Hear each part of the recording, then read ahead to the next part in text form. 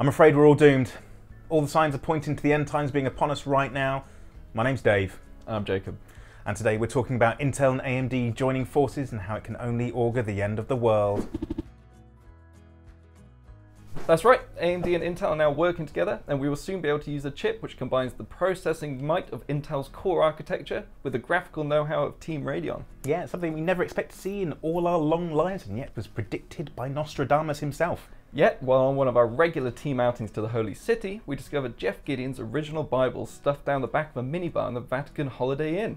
Inside there was a previously unseen passage of Revelations where it talks of a many-headed silicon hydra, which bears the initials EMIB, the portent of the end of all things. Yes, and Dan Brown also recently found a relief carved into a dusty corner of the Sistine Chapel, where a couple bearing striking resemblance to Lisa Sue and Brian Krzanich stand among the ruins, cradling a baby with the beatific face of Raja Kaduri. Though apparently Tom Hanks wants nothing to do with the film rights in this one.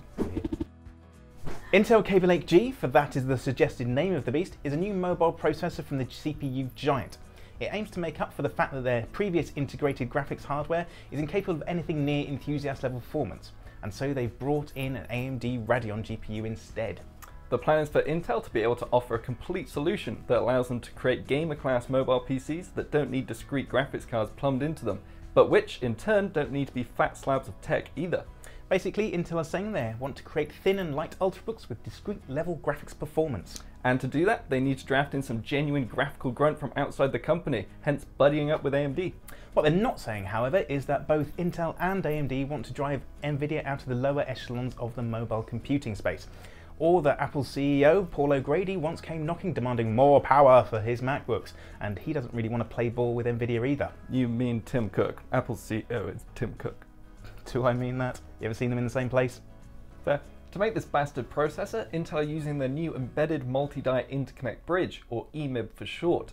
This interconnect allows different generations, and more importantly different manufacturers' silicon, to sit within the same package as a discrete product. Yeah, so the new chip's going to use 8th gen Intel Core architecture, high bandwidth memory of the 2nd generation variety, and a custom AMD Radeon GPU. From its close proximity to the HBM2 part of the package, it would make sense for us to assume that they're using a Vega derivative rather than a modified Polaris GPU. Yeah, and given that Vega also uses AMD's own Infinity Fabric, which looks a lot like Intel's EMIB, it's potentially a perfect fit. But what's in it for AMD? We know Intel get a short-term patch to cover up their graphics hardware's weak performance, but it seems a strange move for the Red Team. Well, they get a little bit of recognition that their graphics are actually capable, they get into a whole bunch of new areas, such as MacBooks, and they get a small amount of licensing cash, the same as they get from Sony and Microsoft in terms of their console ASICs. But it's only a potentially short-term thing, as Intel are now working hard to create their own high-end discrete graphics silicon. Yes, really. It's no secret that Intel and AMD haven't historically been bosom buddies, with long-term litigation and acrimonious skirmishes on the silicon battlefield, but this graphics licensing deal has seemingly been around for a long time. We first wrote about it in December last year when Hard OCP's Kyle Bennett claimed a licensing deal between AMD and Intel had been struck, though such a deal had been mooted way back in March 2016 when PC World suggested AMD could step in once an existing Nvidia and Intel deal had expired. Yeah, so Nvidia's $1.5 billion licensing agreement with Intel, something which seemed more about avoiding courtroom drama than anything hardware related, ran out in March of this year.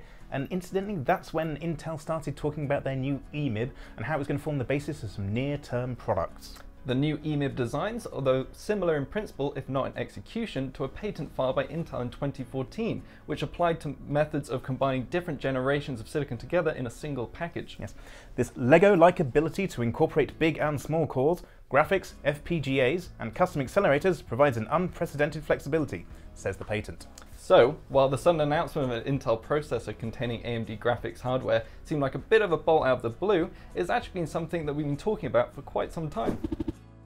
So the hybrid Intel-AMD chip might not have been as big a surprise as it first looked, but Raja Kaduri, Senior Vice President and Chief Architect of AMD's Radeon Technologies Group, quitting and joining their erstwhile competitors, certainly was.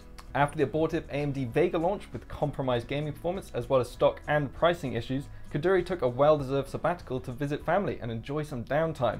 In the meantime, Lisa Sue, AMD CEO, took over his duties. Then, at the start of November, he announced his resignation via an internal memo which was subsequently leaked. I feel more and more that I want to pursue my passion beyond hardware, he said in his statement.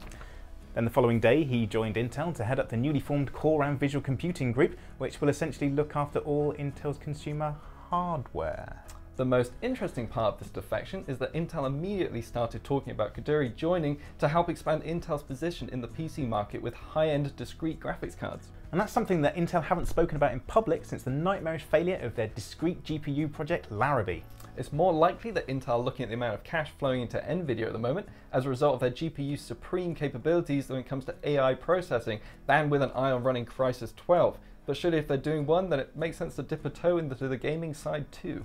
Yeah, and the idea of having 3 players in the discrete graphics card market is quite a prospect. But that's what we were saying when Larrabee was mooted as the next big thing. But with Kaduri at the helm, it seems like Intel have got a better chance to produce this time. And you know what they say about competition? Breeds contempt? No, competition is good for everyone, though maybe not for Nvidia.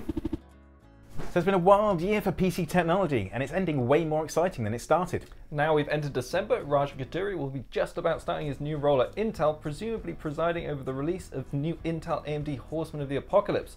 Also preparing powerful discrete GPUs to make Nvidia's Jensen Huang comfort buy a new leather jacket.